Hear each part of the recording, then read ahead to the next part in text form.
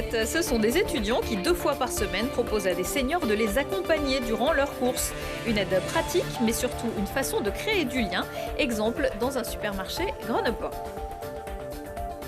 Les brûleurs de loups ne lèveront pas la Coupe Magnus pour une 2e année consécutive. Vendredi soir, Grenoble s'est incliné face à Rouen au terme d'un 6e match avec prolongation. On reviendra sur cette finale avec le Grenoblois Brent Aubin. Et puis situé en plein cœur du campus de Grenoble, l'espace vie étudiante fête ses 20 ans cette semaine. 2 représentants d'Interasso, la structure qui gère Eve, Johan Philly et Bilal Ketfi viendront nous en parler à la fin de ce JT. Bonsoir à tous, ravi de vous retrouver dans ce JT du lundi 17 avril 2023. Du lundi au vendredi à partir de 18h, l'essentiel de l'actualité du Grand Grenoble. Et on commence par le sauvetage du week-end. Il est signé par la CRS Alpes. Partie mercredi, une randonneuse à ski était recherchée depuis vendredi soir. Et ce n'est que dimanche matin, soit 5 jours plus tard, qu'elle a été retrouvée dans le massif de Beldon, près du lac de la Motte. Aurélie Dutertre s'était réfugiée dans une cabane, mais la neige bloquait la porte. Heureusement, elle avait prévu un peu plus de vivres. En entendant l'hélicoptère, elle a fait voler un petit bout de couverture de survie que le pilote a repéré, permettant d'orienter les secours. Et pourtant, ils n'étaient pas au bout de leur peine, l'hélicoptère ne pouvant plus se poser à cause de la neige importante. Le jour où elle est partie, tous les feux étaient au vert, mais après ça s'est très rapidement dégradé de manière exponentielle, et si bien que le risque était vraiment élevé. On était en risque 3, voire 4 très localisé pour l'accès pédestre. Et le jour J, le dimanche, effectivement, quand c'était déposé en hélicoptère, tout était extrêmement chargé, accumulé et transporté par le vent. Quand on se déplaçait à ski, il y avait des fissurations qui partaient dans le manteau neigeux, etc. Là, on a dû prendre l'itinéraire presque classique de descente, et pour sécuriser certaines pentes, on a dû s'encorder, enfin du moins le premier. C'est une alpiniste et skieuse expérimentée et qui tient debout, hein. Donc on a pu descendre les pentes en toute neige avec elle sans vraiment s'occuper d'elle, hein. Elle faisait partie intégrante de l'équipe. Après, on mettait de la distance, elle skie en autonomie, sans assistance. On lui a quand même pris son sac qui était bien lesté, et après les 4 jours passés dans la cabane, elle avait bien besoin qu'on la déleste un peu de cette charge. Ça fait partie des histoires qui permettent de se maintenir alerte et motivé lorsqu'on fait d'autres recherches, parce que régulièrement les issues sont plus dramatiques, et c'est vrai qu'une issue heureuse comme celle-là, ça rebooste le moral et la motivation pour les recherches futures. Une histoire qui finit bien, et malheureusement dans l'actualité, ce n'est pas toujours le cas. De leur voiture, il ne reste plus que ça, et de leur vie, il ne reste plus rien. Dans la nuit de samedi à dimanche, aux alentours de 3h du matin, sur une route de la Morette, près de Tullin, 4 militaires du 93e régiment d'artillerie de montagne de Vars, âgés de 18 à 22 ans, et un lycéen de Voiron de 15 ans, ont perdu la vie dans un violent accident. Ils seraient partis chercher de l'essence. Leur BMW série 1 a fait une sortie de route, effectué un vol plané de plusieurs dizaines de mètres, avant d'aller s'encastrer contre un arbre. L'adolescent était le frère d'une militaire, camarade des autres victimes. Les résultats des autopsies pratiquées ce lundi seront connus avant la fin de la semaine. Postée dimanche, la vidéo a déjà été vue plusieurs milliers de fois sur YouTube. Pourquoi? Il n'y a vraiment pas de quoi se vanter. 4 hommes filmés par un 5e roulant à moto dans les allées du centre commercial Grand Place, effectuant des zigzags et des roues arrière au milieu des clients, avant d'être mis en fuite par les agents de sécurité et de sortir comme ils étaient entrés par les escaliers du parvis sud. Il n'y a heureusement eu pas de blessés. La scène, qui a duré moins d'1 minute, se serait produite mardi dernier à 19h45, 15 minutes avant la fermeture. La direction de Grand Place a porté plainte, et une enquête a été ouverte par les services de police pour identifier les auteurs. Voilà à présent une façon nettement plus originale de faire ses courses. C'est parfois une galère. Alors quand on est âgé, ça peut l'être un peu plus. Mais un programme a été créé par l'association Les Mains d'Argent pour proposer aux seniors d'être aidés par des étudiants. Un programme créé à Perpignan et qui a migré jusqu'à Grenoble. Ce service a débuté il y a quelques semaines. Voyez le reportage de Camille Avon. Ils ont aussi le droit à un peu de compagnie pour faire les courses. Depuis février, Intermarché Foch propose à des personnes âgées de se faire accompagner par des étudiants lors des courses le mardi et le samedi matin. Une initiative créée par l'entreprise Mains d'Argent pour rapprocher les générations et aider les plus fragiles. Une démarche qui a conquis le magasin. C'est une entreprise qui est venue à nous. Le projet nous a tout de suite séduit parce que nos valeurs à nous sont la proximité et l'entraide. Et cette initiative de pouvoir associer des étudiants avec des personnes âgées ou des personnes en situation de handicap, et là le lien intergénérationnel se fait très facilement. Aujourd'hui, c'est le seul Intermarché sur Grenoble qui propose ce service, des compagnons d'un instant qui sont là pour aider les seniors à attraper les produits, les ranger dans les sacs, mais aussi parler avec eux. Dans ce moment d'échange, certaines amitiés se tissent. Je suis contente parce que je rencontre beaucoup de personnes, on peut beaucoup parler, en plus je suis quelqu'un qui parle beaucoup. C'est vraiment des super moments et c'est jamais une contrainte ou quoi que ce soit. Et à chaque fois même, je serais prête à rester beaucoup plus longtemps. C'est vrai qu'en fait à force on a nos petites habituées, on a des binômes qui se créent. Par exemple la dernière fois, il y en a une qui m'avait proposé de venir déjeuner chez elle un dimanche. Certains habitués reviennent spécialement pour l'occasion, tandis que d'autres découvrent ce service gratuit. Ils en ressortent ravis d'avoir été accompagnés aujourd'hui. J'adore ça parce que c'est la première fois que j'ai une compagne qui est très intéressante, très gentille et très serviable. Et une amie. Ça fait très longtemps que je viens, oui. Ils ont toujours été très gentils avec moi, alors c'est pour ça que je ne peux pas ne pas venir ici. Une action sociale qui permet aux étudiants de gagner un peu d'argent tout en aidant les seniors à gagner un peu de compagnie le temps des courses. Ils ne ramèneront pas la coupe à la maison. Vainqueurs en 2022, les Brûleurs de Loups ont été battus en finale de Ligue Magnus par Rouen. Les Normands se sont imposés dans leur patinoire vendredi soir au terme du 6e match, sur une victoire donc obtenue après prolongation.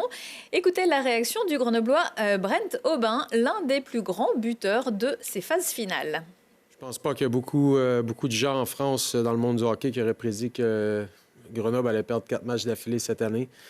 Donc, surtout, on a eu une saison exceptionnelle à domicile. On n'a perdu qu'un seul match, le dernier. Donc, c'est quelque chose qu'il faut être fier qu'en saison régulière, on n'a pas perdu, mais ça aurait été le fun de garder ça intact durant les playoffs aussi. Il y a beaucoup de choses qui rentrent en ligne de compte. Puis, pour gagner un championnat, souvent, il faut que tous les astres soient alignés. C'est difficile, puis on n'a pas assez près, mais on n'a pas ressorti avec le titre. Et retrouvez Brent Aubin plus longuement dans le Sport Express à la fin de ce JT. À retenir également dans l'actualité sportive du week-end, on peut encore supporter le FCG Rugby, 2e de Pro D2, et qu'il reste malgré un gros revers à Nevers. Défaite 31-14 après avoir été réduit à 11 contre 15 en seconde mi-temps. Les Grenoblois qui ont perdu leur calme ont écopé de 5 cartons jaunes en 12 minutes. Nevers s'en est allé marquer 2 essais, coup sur coup. Et les rameurs, eux, sont reçus 3 sur 3. Ils remportent l'or, l'argent et le bronze au championnat de France de bateau court. Emma Lunati prend l'or en skiff. Les frères Turlan prennent l'argent en 200 barreurs. Et Laura Tarantola, affaiblie par une grippe, récolte le bronze. Quant aux basketteuses de La Tronche-Mélan, elles perdent leur quart de finale aller en Champagne, défaite 71-48. Elles jouent le match retour ce mercredi à 20h au gymnase du Charlet à Mélan. Eve fête ses 20 ans cette semaine. L'espace vie étudiante, c'est le lieu sur le campus qui accueille tous les étudiants grenoblois qui veulent faire autre chose que de parler de leurs études et qui n'accueille même pas que des étudiants. On va en parler avec mes invités qui sont membres d'Interasso, l'association qui gère Eve. Vous allez nous expliquer comment ça fonctionne. Johan Philly, vous êtes chargé de mission à Interasso, bonsoir. Tout à fait, bonsoir. À vos côtés, Bilal Ketfi, vous êtes vous trésorier d'Interasso. Alors, un de vous deux est étudiant, l'autre non. Je ne vais pas vous demander votre âge, mais c'est Bilal, l'étudiante, c'est bien ça. Vous êtes en M1 de... En première année de master de physique. Première année de master de physique. Et vous êtes salarié. Tout à fait, je suis salarié d'Interasso. Donc mes patrons sont les étudiants. et on est nous 4 salariés permanents donc, que je représente. Et on a beaucoup de salariés étudiants aussi. On a actuellement 10 salariés étudiants qui sont sur des contrats, des plus petits contrats, donc, et qui sont toutes et tous salariés d'Interasso. Donc on peut aller faire des petits boulots dans les supermarchés, mais aussi à Interasso. Est-ce que vous pourriez définir pour les gens qui ne connaissent pas Eve ? C'est quoi Eve ? Alors, Eve, c'est un espace de vie étudiant, enfin c'est l'espace de vie étudiant du campus. Avec un grand E, un grand V, un grand E. Exactement. Et donc c'est un espace qui est géré par Interasso, donc géré par des étudiants et pour des étudiants. Voilà. C'est un bâtiment qui est au cœur du campus. C'est un bâtiment qui accueille des associations qui proposent quoi? Alors, Eve, en soi, ne propose pas grand-chose. C'est surtout, du coup, les associations qu'elle héberge et qu'elle accompagne qui viennent organiser des événements dans notre bâtiment. Donc, que ce soit des concerts. Il y a plus de 300 événements par an. On en annonce quelques-uns ici, des concerts, avec même Zao de Sagazan qui est passé il y a pas longtemps. Zao de Sagazan qui est tout à fait passé. On a eu la chance de la voir. Et là, donc, c'était pas un concert qui était organisé par nous, c'était un concert qui était organisé par une asso bien connue à Grenoble qui est Retour de scène. Ouais. En partenariat avec la direction de la culture et de la culture scientifique. Donc on avait un joli plateau avec Yoa, Zao de Sagazan et Maësan. Donc nous, ce qu'on fait, en fait, c'est vraiment, comme le disait Bilal, qu'on héberge les projets, donc principalement des étudiants et étudiantes ou des organismes UGA, Université Grenoble-Alpes, pardon, viennent nous voir. Et après, l'objectif, c'est de les accompagner vraiment dans l'organisation de l'événement de A à Z. Donc ça peut être des personnes individuelles qui viennent nous voir, qui ont envie de monter une asso, ou une asso qui a envie de chercher des financements, qui a besoin d'un coup de main sur de la technique, de la logistique, enfin... Ça peut être plein de choses et vraiment accompagner ces assos jusqu'à la réalisation de l'événement. Et donc, l'année dernière, on était à 450 événements dans l'année. Alors, Ève est donc née il y a 20 ans et pas née de la côte d'Adam. Comment est née Ève? Comment est née Ève? Donc, Ève est née... c'est parti d'un collectif qui s'appelait Les Rêveurs et qui avait envie d'imaginer un lieu étudiant au cœur du campus de Grenoble, avec un café, avec une BD-Tech. Ils avaient plein d'idées. Et ce projet a fini par se concrétiser, si je ne me trompe pas. Donc, en 2003, ça va, le calcul est assez simple.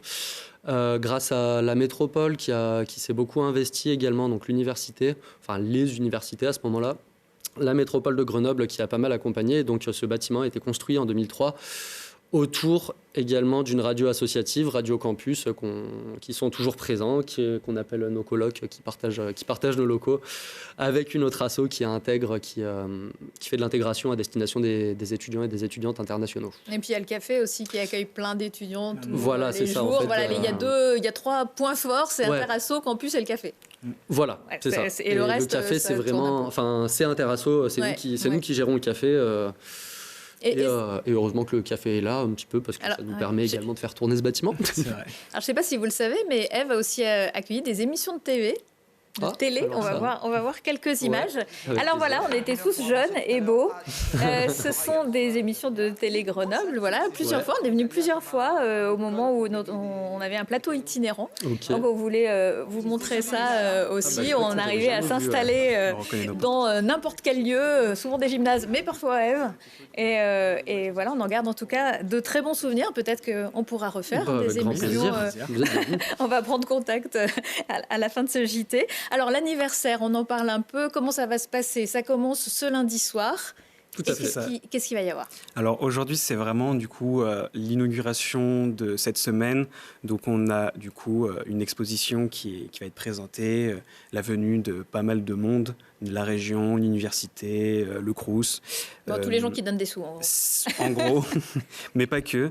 Et aussi du coup, finalisé par les artistes de haut niveau de l'université, donc qui feront du coup un spectacle. Donc il y aura 3 petits spectacles.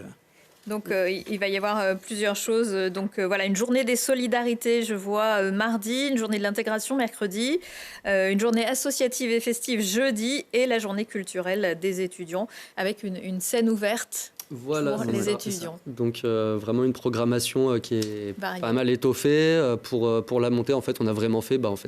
on a respecté les principes de Ève, donc on a fait un appel à participation à destination des assos qui viennent nous solliciter assez fréquemment pour qu'elles puissent vraiment, elles aussi, s'approprier cet anniversaire. Donc on a dégagé un petit peu une trame de fond, solidarité sociale, solidaire, culturelle, etc. C'est ça, et ça nous a permis... de dégager toute cette semaine et on remercie grandement toutes les assos qui viennent participer du coup.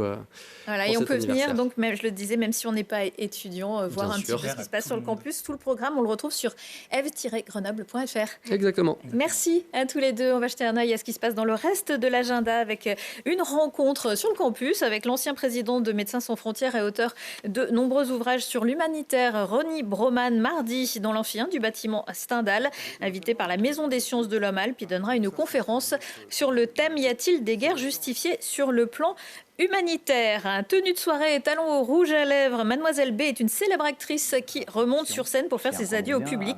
Le jour J de Mademoiselle B, vous voyez ici quelques images de la répétition. C'est un spectacle à voir du 18 au 20 avril à la MC de Grenoble. C'est Gabriel F., metteur en scène, dramaturge et comédien, qui incarne cette actrice qui, le soir de la première, se retrouve confrontée à ce qu'elle redoute le plus, un public en grande majorité composé d'enfants. C'est vrai, ça fout un peu les jetons. Un spectacle à voir à partir de 8 ans. Pour jouer à fond la mise en abîme. Voilà, retour de l'actu dans 1 heure et en replay sur télégrenoble.net. Je vous souhaite à tous une excellente soirée.